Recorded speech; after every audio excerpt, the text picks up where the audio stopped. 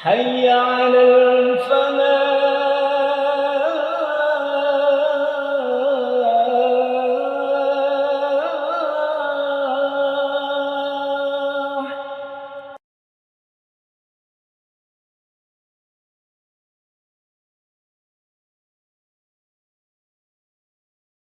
Bismillahirrahmanirrahim. Assalamualaikum warahmatullahi wabarakatuh.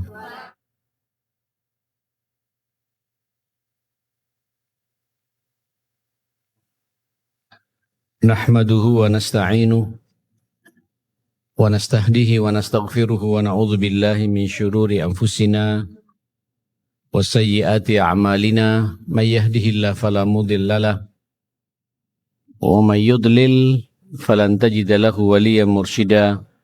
Asyhadu an la ilaha illallah wahdahu la syarika lah wa asyhadu anna nabiyana wa imamana wa qurrata a'yunina Muhammadan abduhu wa rasuluh arsalahu Allahu rahmatan lil alamin. Salawatullahi alaihi wa ala alihi wa sahbihi wa man sara ala nahjihi wa taba'a sunnatahu ila yaumiddin. Ya ayyuhalladzina amanu taqullaha haqqa tuqatih wa la tamutunna illa wa antum muslimun. Rabbi syrah li sadri wa yassir li amri wahlul 'uqdatam min lisani yafqahu qawli, amma ba'd. Malu, ini tema kita.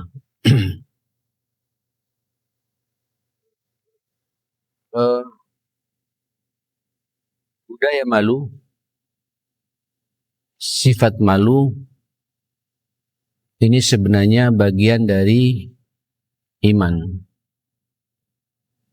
akidah kita. Kalau orang punya perasaan malu, walaupun tidak malu kepada Allah, malu kepada sesama, ini sudah sinyal bahwa kita ini memiliki iman. Sebab kalau kita tidak punya malu, nanti kita semua akan menghalalkan segala cara. Berbuat dosa, tidak malu. Selingkuh, walaupun ketahuan, tidak malu.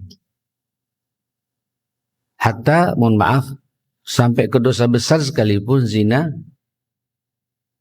LGBT, na'udzubillah, minum minuman keras, judi, judol, apalagi ini, menikmati riba, bahkan show kepada orang, karena sudah tidak punya iman.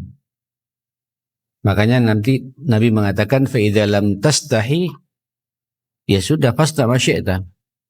Kalau engkau tidak punya budaya malu, tidak punya sifat malu, silakan berbuat sekehendakmu. Tidak ada bedanya dengan yang namanya binatang itu. Ibu-ibu, al-haya, malu ini inqibadun nafs an itiyani amrin makhafatadz dzam. Kalau ada di antara kita bisa mengendalikan nafsunya, kemauannya untuk melaksanakan satu perkara yang kalau dilakukan ibu akan dicela sama orang dan kita tinggalkan, itu malu. Malu itu takut aib kita ketahuan sama orang. Makanya kita tidak mau berbuat aib. Orang kalau punya malu, ibu, takut berbohong. Karena kalau nanti ketahuan, habis kita ini, malu kita ini, terbongkar aib kita ini. Orang mau mencuri, ngambil haknya orang, karena dia tidak punya perasaan malu. Kalau punya perasaan malu, kalau kelihatan sama orang, habis saya ini. Koruptor-koruptor itu, ibu, maling-maling negara itu, karena tidak punya malu. Kalau punya malu, tidak akan berbuat seperti itu. Akhirnya, dan sebenarnya ibu, Allah Subhanahu wa ta'ala ini malu juga untuk kemudian membongkar aib hambanya. Sebab yang menciptakan hambanya ini Allah, Bu. Yang menciptakan nafsu kita juga Allah. Allah sebenarnya tidak ingin membongkar aib kita. Allah juga merasa malu. Kok ciptaanku begini? Kira-kira begitu, Bu. Allah merasa malu. Tapi karena memang menjadi habit, terbiasa, ya sudah, dilepas sama Allah. Allah punya sifat. Innallaha, kata bahasa Nabi itu hayyun karim. Allah itu maha pemalu dan maha mulia. Yastahi, Allah sangat malu kepada hambanya kalau dia berdoa kemudian doanya tidak akan diterima oleh Allah Subhanahu wa taala. Jadi Allah punya sifat apa? Malu. Nanti saya akan sebutkan bagaimana salah satu sifat Allah dalam Al-Quran itu. Yang namanya malu ini. Malu ini sifatnya Allah, Ibu. Ya. Dan Nabi mengatakan, takhallaqu bi akhlaqillah. Berakhlaklah kalian, bersifatlah kalian dengan akhlak dan sifatnya Allah. Yang masih nyambung dengan kita kayak Ar-Rahim. Allah maha pengasih. Ya, pengasih, penuh kasih. Kita juga suruh berkasih kepada sesama. Ya. Nah, ibu-ibu yang dimuliakan Allah Subhanahu wa taala, dari situ para ulama mencatat malu itu ada 3 macam. Malu itu ada 3 macam. Yang pertama, al-haya minallah. Malu kepada Allah. Jadi hamba kita sebagai hambanya merasa malu kepada Allah Subhanahu wa taala. Apa malu kepada Allah ini? Orang kalau malu kepada Allah, pasti orang itu menjalankan perintahnya dan menjauhi larangannya. Kalau dia tidak menjalankan perintahnya, malu. Oh, Allah sudah menciptakan saya sedemikian rupa. Ya. Dengannya saya bisa berpikir, otak saya bisa cerdas, bisa mencerna. Saya bisa berbicara. Keluar suara lubuk dari mulut saya ini, Ibu. Dan suara saya bisa difahami sama Ibu. Apa maunya saya ini? Dicerna oleh otak Ibu masing-masing. Ibu kemudian melihat, tahu di dunia ini berbagai macam miliaran makhluk Allah. Dan ibu bisa membedakan satu sama lain. Dari warna saja ibu tahu. Ada coklat, ada hitam, ada kuning, ada oranye, ada biru, ada hijau, ada putih. Ya. Dan otomatis langsung kita mengatakan ini hitam. Ini coklat. Ini putih. Ini abu-abu. Ini kuning. Ini merah. Siapa yang mengatur semua itu? Allah hanya minta sama kita beribadah. Terus kita tidak beribadah, tidak punya malu kita ini, Bu.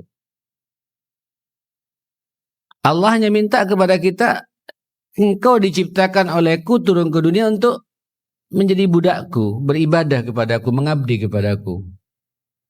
Allah hanya minta kepada kita 5 waktu. Beratnya nggak mufakat, tidak punya malu masalahnya, Bu. Kalau orang punya malu kepada Allah, dengar azan gelisah tuh, Bu.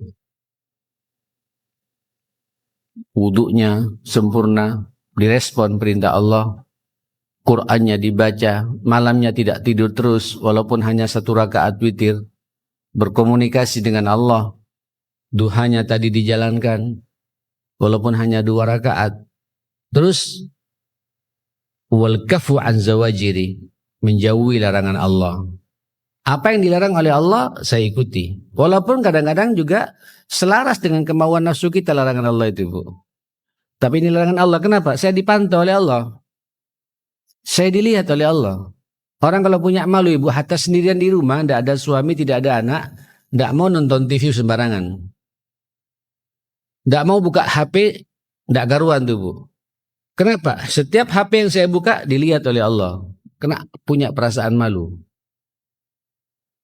Makanya orang malu itu berada pada puncak, berada pada keimanan yang sempurna. Al-haya minal iman. Wal haya'u syatrul iman. Karena malu itu kata Nabi bagian dari iman itu sendiri. Malu kepada Allah. Orang kalau malu kepada Allah, Ibu, Allahu Akbar. Keluar rumah diperiksa dirinya ini. Saya sudah mengikuti perintah Allah tidak baju saya ini? Yang ibu-ibu ya. Hatta yang bapak-bapak mau salat malu pakai baju sembarangan. Saya ketemu Jokowi, ketemu Prabowo saja, bajunya bagus. Tidak usah Prabowo, ketemu Pak Erik pakai batik, pakai sepatu, parfum terbaik. Ketemu dengan orang nomor 1 di Surabaya, ketemu dengan orang nomor 1 di Indonesia, nomor 1 di Jawa Timur, dijaga, ditata betul, Bu. Lalu ketemu dengan yang menciptakan mereka semua, kita biasa-biasa aja. Ini ukuran, Bu, ini ukuran, kelihatan nanti di rumah. Orang kalau malu pada Allah mukenanya mungkin 2 hari sekali dicuci, Bu. Iya, malu. Ini kadang-kadang sebulan nggak dicuci mukenanya tuh. Sejadahnya nggak pernah dicuci. Diinjak sana, diinjak sini. Malu. Kepada Allah malu. Allah menciptakan saya dan ini semua karunia Allah. Masa kita tidak manfaatkan untuk yang terbaik buat Allah Subhanahu wa taala? Maka orang yang malu ini, Bu, performanya terhadap Allah maksimal. Ya, bersih. Karena Allah suka pada kebersihan.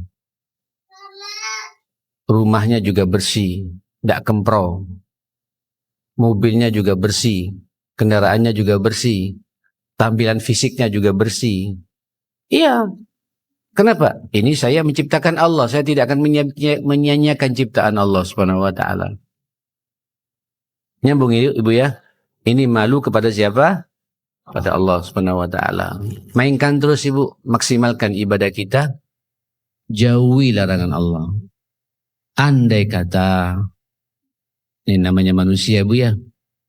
Kita kan juga bukan malaikat, bukan nabi, pasti ada dosa ya. Kadang dosa itu tidak kita sadari. Terutama saya ini, Bu. Kadang dosa itu datang ke rumah saya itu, Bu. Ya curhatannya orang itu, Bu. Curhat mertuanya. Akhirnya gunjing mertuanya, kan dosa. Tadinya saya tidak tahu apa-apa jadi tahu. Ya sudah istighfar yang banyak. Saya didatangi, ya Allah, saya tidak ingin tahu sebenarnya. Mereka buka-bukaan. Aku sudah mengatakan jangan buka kalau saya tidak bisa menyelesaikan masalahmu. Tetap buka juga. Minimal Ustadz, saya plong kalau cerita sama Ustadz. Loh ya opo ini. Kenapa tidak plong cerita sama Allah Ta'ala gitu?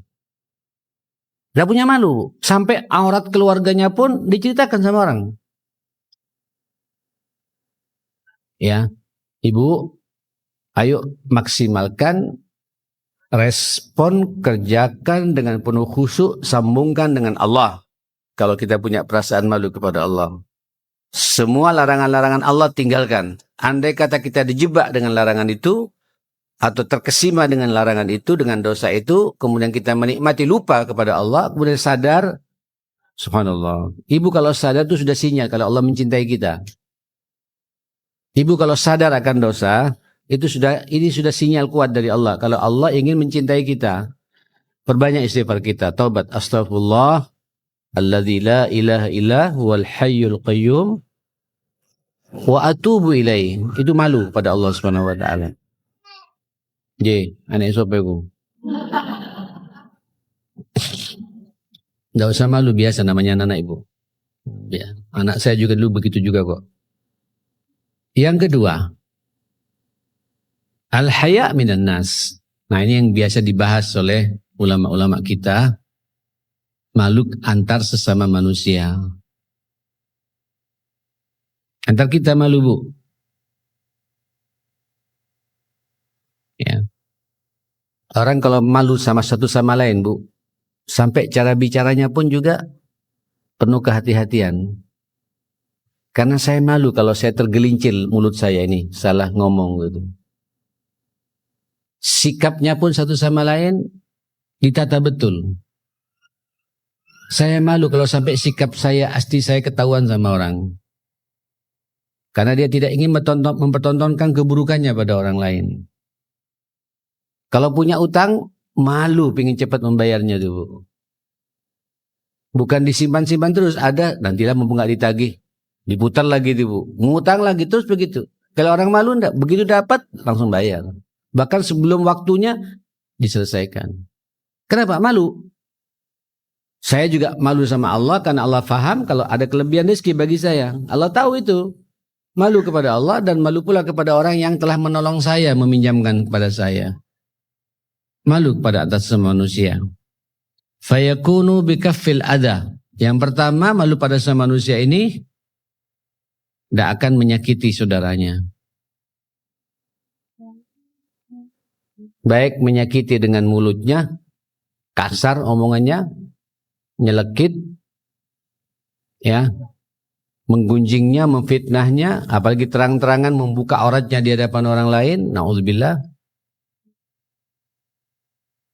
Ya, kaful adha, dia tidak ingin mengganggu saudaranya. Itu sinyal kalau kita malu kepada antar sesama. Ya.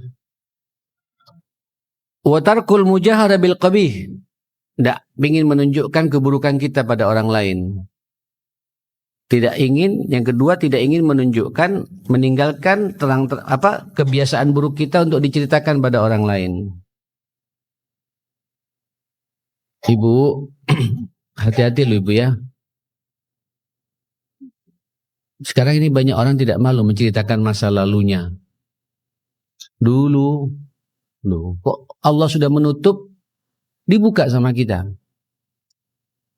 Dulu mama, bahkan aibnya dibuka sama anaknya tuh Bu. Dulu mama ketika pacaran sama papamu, lo ya apa ini? Ada loh itu Bu, bukan tidak ada. Ada yang model-model begitu itu. So yang ditutup rapat-rapat, tidak perlu cerita. Yang buruk jangan terjadi pada anak kita, seharusnya begitu. Kan kita kawal, karena kita punya pengalaman masa lalu yang tidak benar. Jangan diceritakan keburukannya kepada orang lain. Apalagi terang-terangan dia berbuat salah, berbuat dosa, ditunjukkan sama orang lain.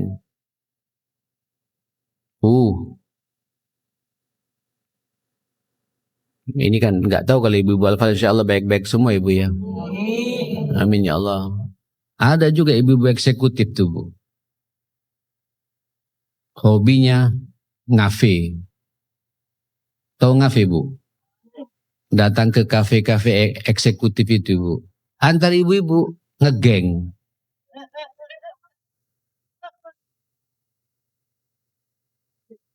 Tidak, saya serius bicara begini Bu. Ini jangan sampai terjadi pada kita. Hati-hati Bu. Dan perhatikan pula pertemanan yang terjadi pada anak-anak kita. Anak kita itu amanah dari Allah Subhanahu wa taala. Munculkan perasaan malu kepada Allah dan kepada orang lain kalau kita gagal mendidik anak itu Bu. Ya. Hati-hati Bu. Jangan menceritakan keburukan kita, apalagi memproklamirkan, menunjukkan keburukan kita pada orang lain. Na'udzubillah. Itu namanya orang yang tidak punya malu antar sesama manusia. Kalau punya malu antar sesama manusia ditutup, tidak mau cerita sama orang lain. Ya, ini tentu dikatakan oleh para ulama, wa hadzal nau' minal haya yakunu min kamalil muru'ah wa hubbis sana'. Biasanya orang kayak gini sempurna kepribadiannya. Setiap mau bicara, tahu di hadapannya ada orang lebih layak, dia berbicara, minta izin dulu. Ya, malu karena ada yang lebih senior. Jangan sampai kemudian dia bangga dengan apa yang dia punya itu, mempertontonkan kepada seniornya, pada yang lebih tua. Ya, malu. Biasanya orang kayak gitu Ibu, itu semakin dia tawadu, semakin diangkat oleh Allah Subhanahu wa taala. Semakin malu dia, semakin mulia kehidupan orang itu. Dan pasti mendapatkan apresiasi dari orang lain tanpa kita minta. Tanpa kita minta. Tanpa kita minta. Ibu-ibu, ini al-haya minan nas. Ayo mulailah dulu bab-bab seperti ini di rumah kita dulu ya. Ya. tampilan ibu di rumah. Jadikan contoh yang baik buat anak-anak ibu. Ya, saya di rumah ibu harus menunjukkan tampilan yang performa yang baik pula. Karena kita ini orang tua akan dicontoh sama anak-anak kita. Bagaimana tampilan kita di rumah? Saya di rumah ibu punya kebiasaan kalau santai pakai sarung, pakai kaos oblong putih itu bu. Subhanallah sampai sekarang semua anak saya empat-empatnya niru saya bu. Subhanallah ya. Tidur pun begitu, harus sarungan. Sarungan sama kaos oblong putih. Kebiasaan begitu. Tapi itu terjaga performa kita. Bukan kemudian di rumah kita laki-laki kaos celana pendek. Kadang enggak baju juga dibuka. Walaupun aurat laki-laki dari pusatnya sampai lutut, tapi muruahnya tidak ada. Apalagi ibu-ibu. Di rumah hati-hati. Jangan berikan contoh tidak baik buat anak kita. Malulah pada anak kita. Karena semua langkah-langkah kita juga dicontoh. Kebiasaan ibu cara berbicara di rumah akan dilihat oleh anak-anak. Naam ibu. Ibu cerewet, anak ibu juga cerewet. Pasti sudah itu. Ibu ngamuan, anak ibu juga ngamuan nanti masa tuanya itu ibu. Ibu kalau ngomong ngaco, kasar, itu juga akan plak dicontoh sama anak kita juga. Kenapa? Karena kita punya malu. Kalau punya malu, setiap berbicara kita berpikir bu. Benar nggak pembicaraan saya ini? Tepat sasaran tidak pembicaraan saya ini? Apalagi dengan orang tua. Malulah pada orang tua ya. Yang telah mendidik ibu, membesarkan ibu, mendoakan ibu. Sampai kita jadi orang seperti ini. Orang tua kita masih hidup. Ini kalau kita tidak punya malu ibu. Kita merasa gagah. Ya. Justru itu kesombongan tanpa dia sadari. Orang tuanya sudah umur 80-90 tahun. Semi stroke. Tidak bisa berbuat apa-apa. Anak yang malu pada orang tua, ini kesempatan bagi saya untuk mengawal orang tua saya. Inilah amal instan pahala saya. Orang tua saya puluhan tahun mengawal saya, mendidik saya. Anggap sudah sampai kita dilepas nikah dengan suami, ibu nikah dengan suami, 22 tahun umpamanya gitu. 22 tahun ngawal saya, mendoakan saya, ngasih makan saya, nyekolahkan saya. Ini cuma sakit setahun 2 tahun kita ngeluh semua orang diceritain tentang aib orang tuanya. Tidak punya malu. Tidak punya malu. Ya, justru ketika ada orang tua seperti itu, alhamdulillah Allah ngasih amal insan, pahala insan buat kita. Rawat dia. Walaupun kadang-kadang apa yang sudah ibu buatkan buat dia, makanan nggak dimakan, tidak apa-apa, ya makan sendiri. Makan sendiri aja. Tidak dimakan tidak apa-apa, makan sendiri. Tidak usah kemudian, ya Allah kok begini mama, kok begini ibu. Kita tidak pandai bersyukur pada orang tua namanya itu. Tidak malu pada orang tua kita. Walaupun orang tua yang baik tidak akan nuntut begitu ibu ya. Tapi ya kewajiban kita begitu. Ya. Haya minan nas, malunya manusia kepada sesama manusia antara satu sama lain. Antara kita ibu ya, tolong perhatikan cara komunikasi, muamalah kita, janji-janji kita, munculkan perasaan malu satu sama lain. Kalau A ya A, jangan A kemudian A minus. Ya. Apalagi minusnya minus sampai berapa itu bu? Tidak. Apa adanya. Kalau salah akui salah. Karena kita malu bu. Bahkan sebelum dia tahu kalau kita salah, kita kasih tahu duluan. Saya yang salah. Al-i'tiraf bil khata'. Mengakui kesalahan. Itu sifat malu yang luar biasa itu bu. Saya yang bertanggung jawab. Saya yang keliru. Saya yang salah. Tidak perlu kita lari. Ya. Itu namanya al-haya minan nas, malu kepada antar sesama manusia. Oke. Sekarang yang ketiga namanya hayaul insan min nafsihi, malunya manusia pada dirinya sendiri. Ada orang ibu, orang tidak malu pada dirinya sendiri, ada tuh bu. Membohongi dirinya sendiri. Tidak punya perasaan malu pada dirinya sendiri gitu. Nah, haya di sini munculkan malu pada diri sendiri. Ya Allah. Ibu, yang pertama malu pada diri siyadatul khalwat. Tolong periksa iman ibu di saat ibu sendirian. Itu terukur. Malu tidak pada diri sendiri itu, Bu. Di rumah tidak ada suami. Suami keluar kota atau keluar negeri. Anak-anak pada kuliah, ibu sendirian saja di kamar. HP ada, televisi ada. Ibu tetap bisa menjaga harga diri ibu. Itu orang yang malu pada dirinya. Selain malu kepada Allah juga malu pada awake dhewe. Siyadatul khalwat. Jadi khalwatnya dia, kesendirian dia itu ditata sedemikian rupa. Justru ketika saya sendirian, saya harus semakin mesra dengan Allah. Saya dipantau oleh Allah. Ada 2 malaikat yang menulis Raqib dan Atid memantau saya itu. Tapi kalau tidak punya malu itu kesempatan. Akhirnya buka Instagram. Buka WhatsApp, ketemulah dengan mantannya dulu tuh, Bu. Suaminya di Jepang, suaminya di Jakarta, lagi kerja, mencari rezeki untuk ibu. Kitanya khianat, selingkuh dengan WA itu, Bu. Gak punya malu pada dirinya sendiri itu, Bu. Ngotori dirinya sendiri itu, Bu. Membohongi dirinya sendiri itu, Bu. Ya. Al-haya binafsihi. Tentu juga al-haya binafsihi yang kedua itu al-iffah. Apa iffah ini, Bu? Tidak mau menceritakan masalahnya pada orang lain. Iffah namanya itu. Iffah. Tidak mau menceritakan masalahnya pada orang lain. Karena ini aib kita pribadi. Malu saya. Ini sekarang, ini yang paling banyak sekarang, Bu. Orang tidak punya malu, Bu. Ada masalah sedikit, cerita sama orang. Ibu, mohon maaf ya, mohon maaf. Saya mau buka rinci satu persatu saja masalah ini. Ibu kalau di rumah ada orang tua, ada mertua atau ngumpul sama mertua. Terus mertua dominan, ibu tidak perlu cerita. Ibu kalau cerita itu ibu membuka aib ibu sendiri itu, Bu. Karena ini masalah privasi rumah tangga kita.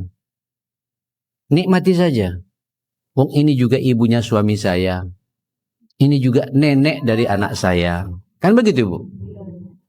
Kalau ibu tuh kemudian mertuanya mertua laki-laki, ini ayah saya, pengganti abah saya, ayah saya. Saya tidak batal wudhu dengannya. Ya kan? Terus ngamuk-ngamukan terus, Bu. Umpamanya itu, Bu. Banting piring, tidak cocok makan di banting piringnya. Ibu tidak usah cerita sama orang. Ya. Tidak usah cerita sama orang. Ya sudah, inilah hidup. Dan siap-siap nanti ibu masa tua kita kan akan jadi mertua juga ya. Ibu kalau sama mertua sabar, nanti mentu ibu juga sabar sama ibu. Kalau sama mertua maksimal menjaga mereka, menjaga mertua ini, ibu. Ketika sakit dirawat dengan benar. Nanti ketika kita tua sakit juga, mantu kita, anak kita menjaga juga. Tapi kalau ibu cerita, aduh sakit lagi. Dia datang ke rumah sakit. Lu kemana anaknya yang lain itu? Mulai banding-bandingkan tuh, Bu. Ini aib, Bu. Justru kesempatan. Allah percaya sama kita. Allah ngasih peluang amal saleh kepada kita. Jalani saja. Bahagiakan dia. Tidak cocok, diam. Tidak usah cerita. Ceritakan sama yang di atas, Allah Subhanahu Wa Taala. Allah pasti ngasih jalan keluar kepada kita. Satu. Apalagi ini aib suami istri. Ini lebih berat lagi nih, Bu. Tidak punya iffah orang itu, Bu. Saya paling tidak simpati kepada ibu-ibu yang sedikit curhat tentang suaminya. Datang ke Al-Falah, minta komunikasi masalah keluarga gitu. Ya apa sih? Enggak apa-apa, saya mau buka sengaja. Ngomong ada Bulia ini. Fasilitatornya kan Bulia kadang-kadang. Biar ringan bebannya Bulia. Capek, Bu. Belum tentu tuh psikolog yang ada di Al-Fal itu bisa menyelesaikan masalah ibu. Yang bisa menyelesaikan mas kita sendiri sebenarnya. Jangan cerita pada orang lain, Bu. Ustadznya juga banyak problem itu yang diceritain. Betul, Bu. Betul. Cuma ustaznya tidak mau cerita saja. Seakan-akan bisa menyelesaikan. Capek, kasihan juga dia tuh. Ibu, tolong ketika ada masalah dengan pasangan kita masing-masing, termasuk saya dengan ibunya anak-anak, saya tidak perlu cerita, Bu. Tidak perlu cerita. Allah ketika saya mempertemukan, ibu ketika dipertemukan dengan suami, Allah tahu betul. Karena yang menjodohkan itu Allah, atas izin Allah, subhanalladzi. Sampai Allah memproklamirkan dirinya, maha suci Allah yang telah mempertemukan kalian berdua itu. Khalaqal azwaja kullaha, menciptakan kalian berpasang-pasangan seperti itu. Itu atas kehendak Allah loh itu. Dan Allah tahu betul kita akan bisa menghadapi semua itu. Jangan cerita masalah suami pada orang lain. Makanya doa suami, doa anak itu redaksinya langsung dari Gusti Allah. Minta kepada Allah. Tangisi Allah. Ada jalan keluar dari Allah sama Allah Subhanahu wa taala. Pasti ada, Ibu. Kadang-kadang Ibu dengan doa Ibu diam. Nanti selesainya bukan lewat Ibu, lewat orang lain. Tanpa Ibu nyuruh. Banyak contohnya, Ibu. Tiba-tiba clear sendiri, tiba-tiba suami sadar, tiba-tiba istri sadar gitu. Tapi kalau diceritakan sama orang, Allah tersinggung sama kita. Kok tidak minta kepada aku, kata Allah Subhanahu wa taala. Kenapa? Karena dia terbiasa membuka masalah pribadinya. Itu kan masalah privasi, Bu. Aib. Tidak punya malu. Apalagi kemudian yang diceritakan tentang masalah yang sangat sensitif suami istri ini, Bu. Mohon maaf ya, mohon maaf. Ini masjid, Bu. Urusan hubungan suami istri. Urusan ini. Apa sih kok diceritakan sama orang? Kata Nabi itu dayus, orang yang gak punya malu. Seharusnya ditutup, dibuka. Sesuatu yang halal, bagi kita sesuatu yang sakral, diceritakan pada orang lain. Dan tolong Ibu ketika ada manten-manten baru, pasangan-pasangan baru, jangan dipancing-pancing juga. Mohon maaf saya bicara begini mengenai ibu-ibu nih ya. Ini banyak sering terjadi kayak gini, Bu. Tak boleh itu, Bu. Itu orang tidak punya malu pada dirinya itu. Ya. Masalah pribadi yang sangat sensitif harusnya ditutup, dibuka pada orang lain. Na'udzubillah. Ya. Oke, ini masalah suami istri. Jadi kalau ada masalah suami, urusan apa saja tutup rapat-rapat, yang tahu hanya saya dengan Allah saja. Itu orang yang punya malu kepada dirinya dan kepada Allah Subhanahu wa taala. Masalah anak. Salah anak, Bu, anak jangan dibiasakan cerita pada orang lain. Boleh cerita kalau itu sekiranya jadi pelajaran, Bu. Tapi kalau kalian membangga-banggakan atau menceritakan aibnya anak. Saya sampai pernah mengatakan, Bu, hatta narkoba sekalipun anak kita, tidak usah cerita sama orang lain. Karena itu kegagalan kita, Bu, sebagai orang tua. Anak itu terjebak dengan kenakalan yang berlebihan seperti itu. Ya, pergaulan bebas, minum narkoba, karena kita kurang perhatian kan. Terus kita cerita, ketika ada problem baru cerita gitu. Tahan. Hadapi. Saya punya Allah. Sekaligus mengevaluasi diri. Kenapa anak saya begini? Jangan-jangan saya pernah melaksanakan hal yang sama pula dulu. Istighfar sama Allah Ta'ala. Tangis ya Allah. Ketika ibu nangis, Allah langsung menggerakkan hati anak kita itu. Kenapa mama menangis? Padahal yang tangis yang nanya ini, Bu. Tidak ada apa-apa. Anak sadar, Bu. Karena aku yang mak itu. Tidak. Kita mengatakan tidak, Bu. Karena tidak ingin melukai hati anak itu. Jadi sadar itu, anak itu. Ya. Jadi iffah. Malu pada diri ini perlu kita munculkan. Tidak semua masalah diceritakan sama orang. Termasuk juga problem-problem dengan kakak, dengan adik ya. Dengan ipar, dengan tetangga. Sampai masalah keterlibatan hidup kita ini, Bu. Urusan finansial, urusan uang, urusan beras, apa segala macam. Ceritakan sama Allah Ta'ala. Ibu punya iman, punya takwa. Sering ke pengajian. Tunjukkan saja ketawaduan kita. Allah punya jalan nanti, Bu. Usaha maksimal, ketemu nanti. Urusan rezeki ini sudah ada kaplingannya semua kok dari Allah Ta'ala. Tinggal kita memaksimalkan doa-doa kita supaya apa yang Allah berikan pada kita barokah, itu saja kan. Semuanya sudah ada keplingan rezeki. Kalau itu bab ini selesai bagi saya itu. Lalu tapi ada orang yang kemudian tidak puas, tidak cukup ini, minta sana, minta sini, membuka aurat pribadinya itu. Mau bangun rumah, minta sumbangan lu. Kalau tidak mampu, kenapa dibangun? Kayak masuk akal tuh, Bu. Kayak masuk akal tuh. Mau beli motor, kenapa nggak beli motor yang biasa-biasa saja? Yang lama dijual minta yang baru gagah tuh, Bu. Tapi kena rentenir. Semua orang diceritain, jual itu. Cari yang di bawahnya. Dan begitu seterusnya. Ibu-ibu hati-hati yang hobi dengan gelang, dengan emas. Modelnya kan baru-baru terus sekarang, Ibu.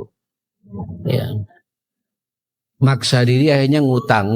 Cuma orang diceritain yang punya utang. Dia maksa. Jual yang ada dulu. Ibu boleh cerita kepada orang. Kalau saya tidak cerita, saya mati. Boleh cerita, Bu. Halo? Ya. Ibu kalau tidak cerita, saya mati. Boleh cerita tuh, Bu. Karena kita tidak boleh kemudian menyiksa diri. Tapi kalau masih bisa, masih ada ini. Kenapa kita harus cerita sama orang? Ibu-ibu yang dimuliakan Allah Subhanahu wa taala, inilah bentuk-bentuk malu dalam agama kita.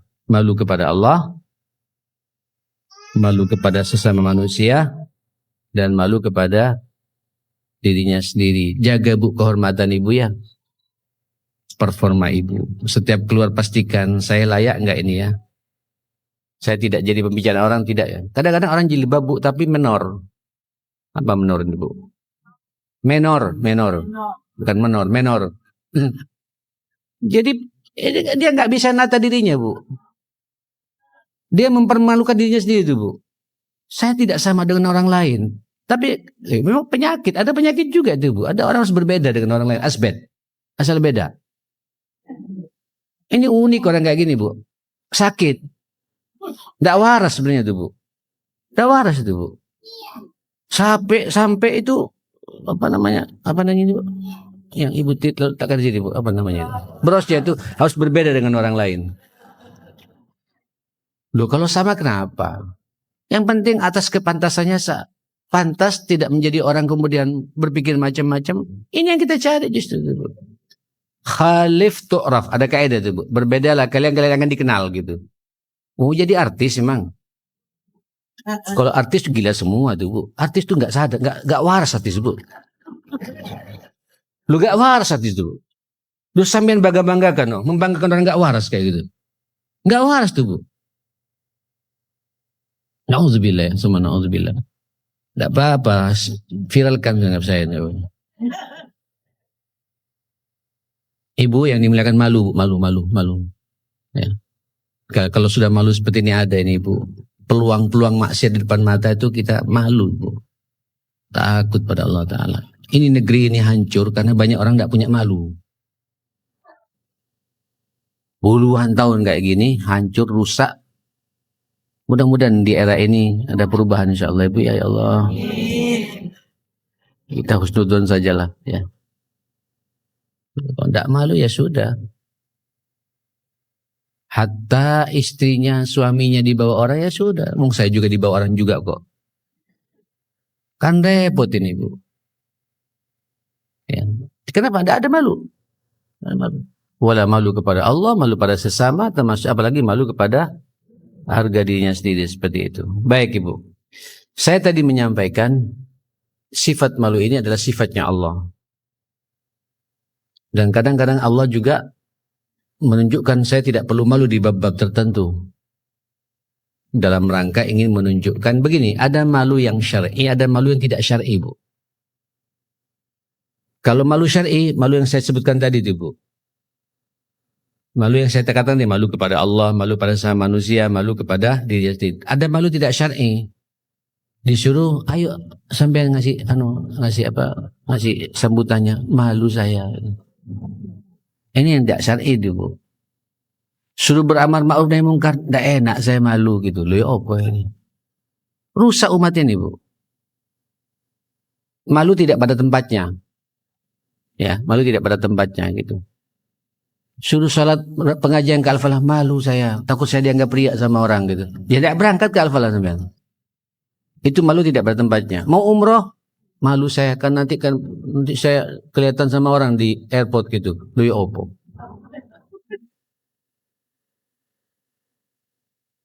Itu malu yang tidak pada tempatnya ya.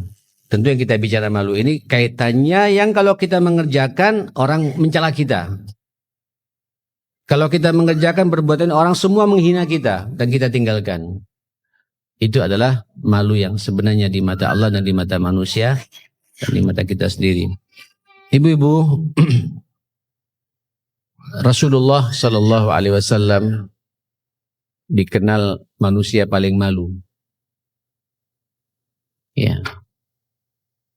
Sampai ada ayat Al-Ahzab ayat 53 ya. Ketika banyak para sahabat datang menemui rumah Nabi dan minta-minta. Ya. Jangan minta kemudian lewat belakang, kan di belakang itu banyak istrinya. Mintalah lewat jalur depan, pintu depan, langsung berhadapan dengan Rasulullah Shallallahu Alaihi Wasallam. Ya maklum waktu itu para sahabat ya masih belum memahami banyak ayat-ayat tentang masalah malu ini. Inna dzalikum kana yu'dzin nabi fayastahi. Al-Ahzab 53. Yang demikian itu mengganggu nabimu. Akhirnya nabi merasa malu. Tapi wallahu la yastahi minal haq. Allah tidak merasa malu dalam menegakkan kebenaran ini. Pernah sekali waktu ibu, tidak apa-apa ya, saya masuk bagaimana ketegasan Allah masalah malu ini. Al-Baqarah ayat 26.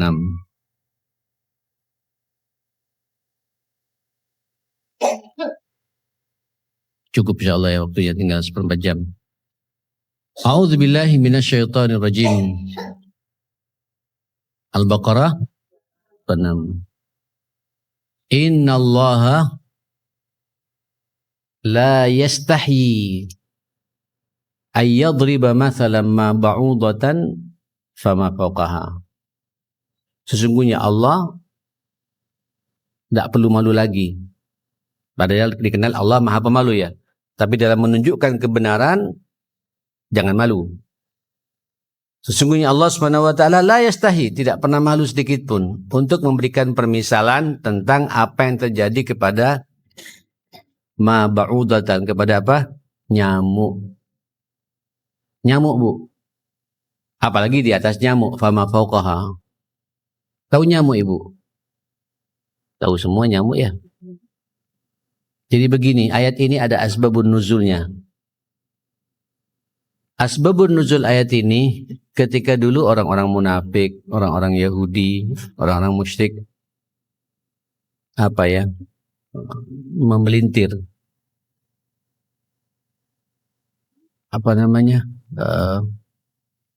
Mencela Al-Quran, Bu.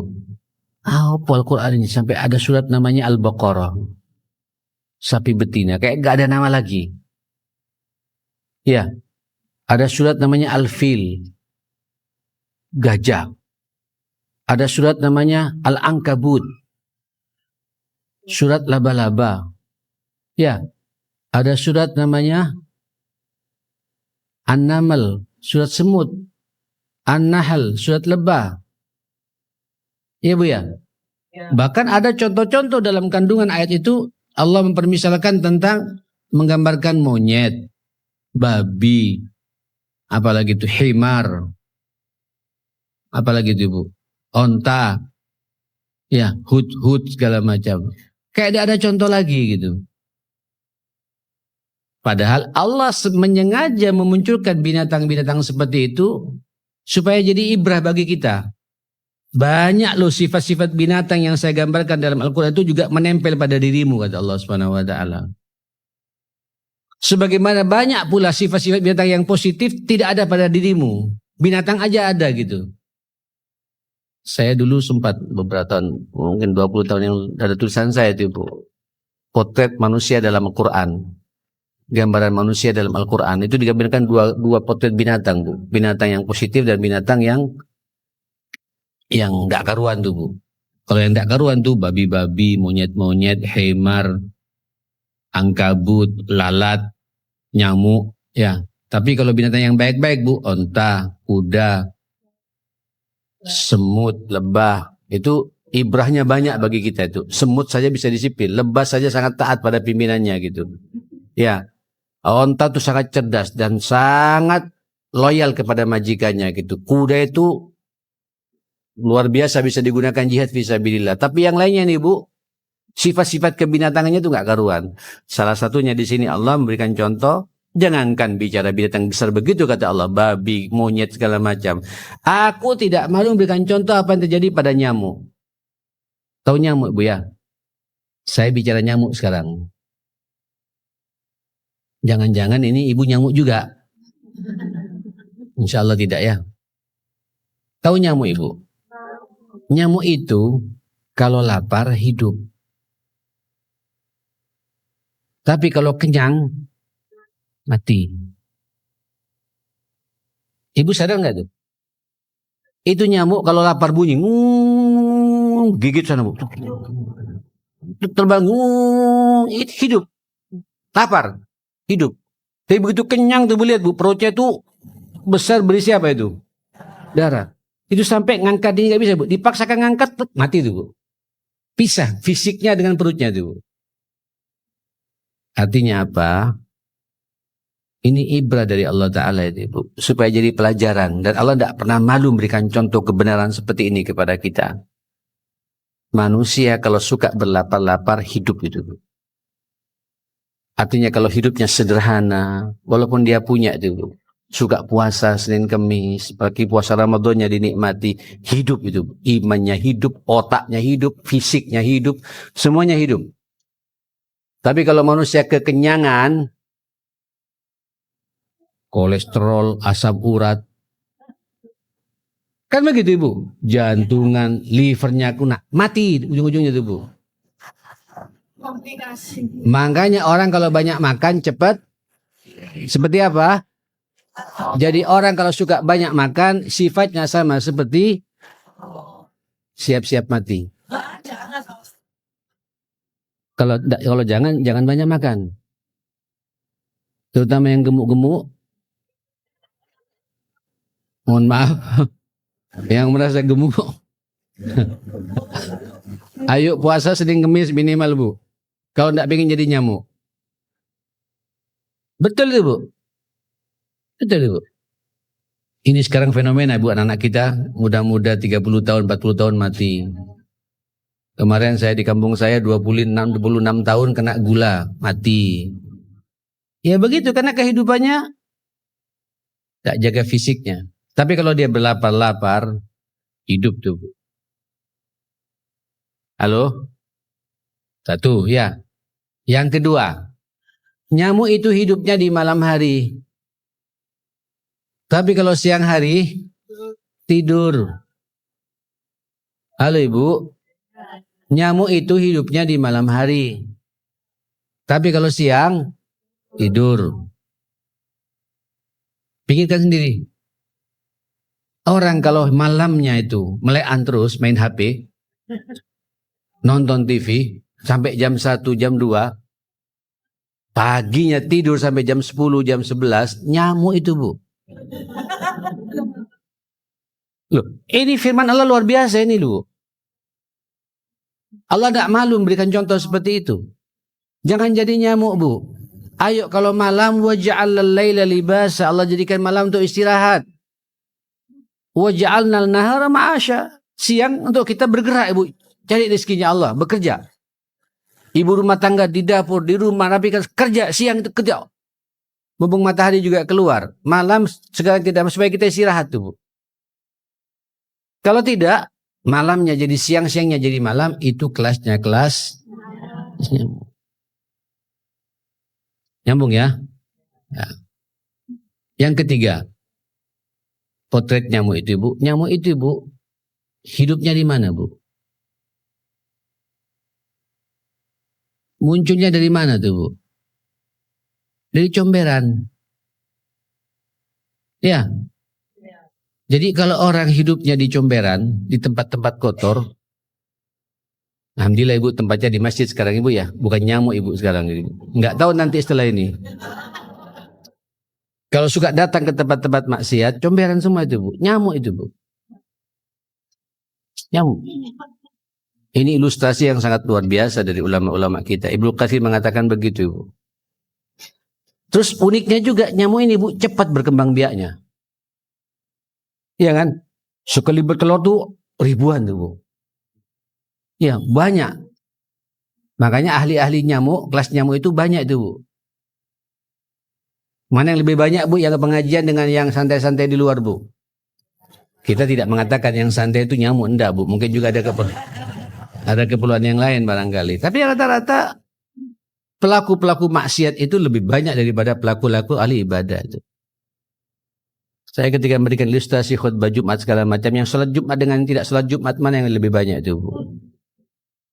Lebih banyak tidak sholat Jumat. Ngeri nih, Bu. Nyamuk. Akhirnya, Bu, kalau sudah kelas nyamuk, itu tinju, Bu. Kelas yang paling unik itu namanya kelas nyamuk. Kurus-kurus, tulangnya kelihatan tapi tinju tuh, Bu. Tahu, Ibu? Bukan kelas Mike Tyson dulu, Bu, apa itu ya, kelas berat, semi berat, setengah apa, kelas ini. Terakhir kelas nyamuk. Jadi hiburan saja tuh, Bu, jadi tontonan. Makanya umat Islam ini, Bu, jadi ditonton, Bu, sama orang umat lain, Bu. Karena nyamuk, perang antara nyamuk tuh, Bu. Tidak punya beban, tidak punya kekuatan. Dan uniknya sangat mudah dibunuh nyamuk itu. Sekarang burunya kan bahkan, Bu, dijadikan permainan nyamuk sekarang, Bu. Sekarang ada raket, Bu, raket. Dikasih baterai ya. Dibuat main-main. Itulah kelas umat manusia ketika dia memposisikan diri seperti kelas apa? Nyamuk. Mudah dipermainkan sama orang lain. Ya, mudah dibunuh, bahkan disemprot sekaligus, Bu. Jatuh semua tuh. Kenapa? Nyamuk. Ibu, kata Allah, fa'ammal ladzina amanu faya'lamuna annahul haqqu min rabbihim.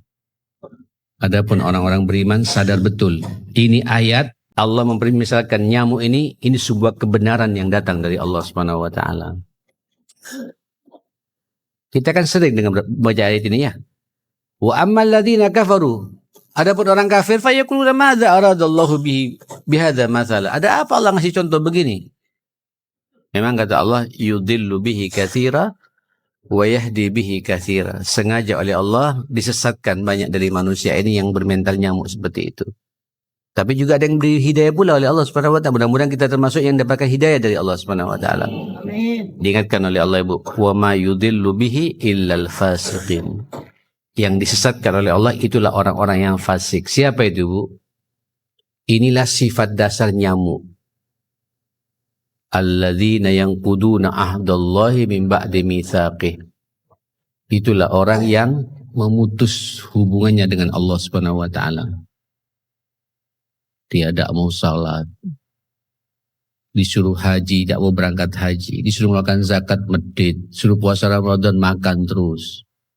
Yang quduna ahdallah, janjinya kepada Allah diputus.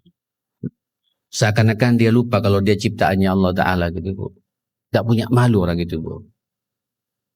Tidak hanya itu, wa yaqta'una ma amarallahu bihi ayyusalah, dan mereka memutus tali silaturahim satu sama lain. Jadi kalau ada di antara ibu tidak tegur sapa, terputus tali silaturahimnya, orang itu apa? Nyamuk. Nyamuk, Bu. Saya perhatikan orang kalau hidupnya banyak musuhnya, lemah itu orang itu, Bu. Tertekan orang itu, Bu. Tidak tenang orang itu, Bu. Tidak punya kelas orang itu, Bu. Kelasnya kelas nyamuk. Orang semua mencibirkan sama orang itu. Kenapa? Banyak masalah dengan orang lain. Pastikan keberadaan ibu jangan jadi benalu di tengah-tengah masyarakat. Pastikan keberadaan kita ini bermanfaat buat orang lain. Saya tidak punya musuh di dunia ini. Siapapun saya tidak punya musuh. Musuh saya cuma satu, setan saja. Yang lainnya tidak ada musuh. Saya bersaudara. Walaupun tahu dia fulan ada masalah dengan saya, maafkan sebelum dia minta maaf. Saya tidak ingin jadi nyamuk masalahnya. Biasanya orang kayak gitu, Bu, nanti ujung-ujungnya wa yufsiduna fil ard. Selalu berbuat kerusakan di muka bumi ini. Merusak itu, Bu.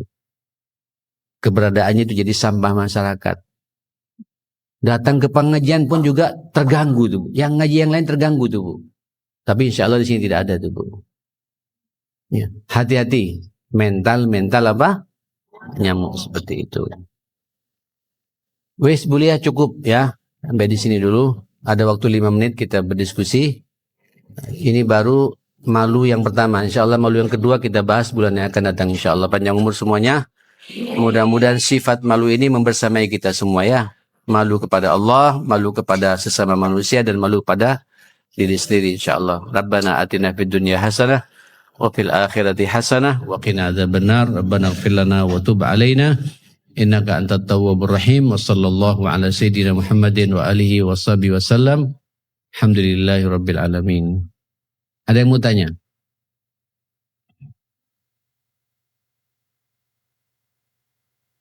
Sebelah mana nggih?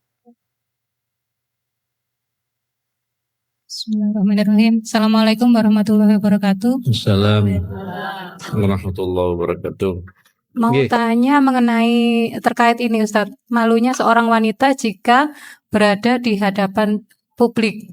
Dalam hal ini kita mungkin dalam forum rapat, sedangkan ada di situ ada bapak-bapak, ada ibu-ibu, dan kita diminta untuk menyampaikan laporan atau apapun. Apakah kita sebaiknya maju ke depan atau tetap di tempat mengenai adab perempuan ini Ustadz? Itu saya. Terima kasih. Ini tergantung dengan kesepakatan bersama Ibu. Ini nggak ada kaitannya dengan malu yang kita bahas. Ibu kalau melakukan tercela, aib, ada dosa di situ. Ini Ibu sudah terkait dengan komitmen. Ibu masuk pada suatu perusahaan, Ibu punya kapasitas di situ. Apalagi Ibu seorang dokter umpamanya gitu Bu ya, seorang manajer yang tidak bisa mengendalikan. Ya kita sampaikan tentu adab-adab komunikasinya dijaga. Ya, pakaian yang kita pakai karena kita akan dilihat oleh banyak orang juga sesuai dengan syariat yang ada. Dan kalau berbicara juga tidak mendayu-dayu ya.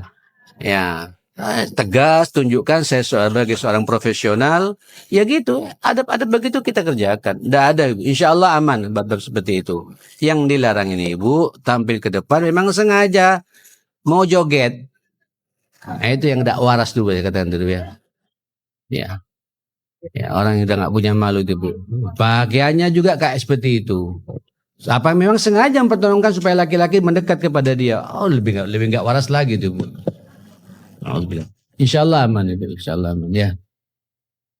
Bismillah, ada lagi?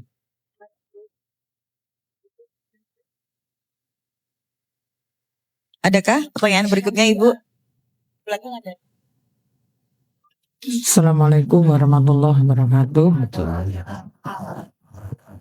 Ustaz, kami mau tanya, ini kebetulan kumpulan dari ibu-ibu PWRI. Hah? PWRI. Jadi kumpulan pensiun ibu-ibu. Oh, kumpulan pensiun haji. Kebetulan di situ kan banyak yang purna ya. Setelah kita mengadakan pertemuan-pertemuan, kita ini bareng-bareng karaokean atau berjoget, tetapi semuanya perempuan, ibu-ibu. Itu di mana? Terima kasih. Ini yang saya bahas tadi itu Bu. Tidak punya malu pada dirinya sendiri. Hatta antara ibu-ibu sendiri. Siapa yang bisa menjamin tidak ada yang nyuteng di situ? Disut kemudian disebar kemana-mana. Ibu-ibu al-falah jangan ikut-ikut lah ya. Ya, kalau mau karaokean dengan Quran saja Ibu. A'udzu billahi minasyaitonir rajim. Wah itu bagus tuh Bu. Ya. Nyambung Bu.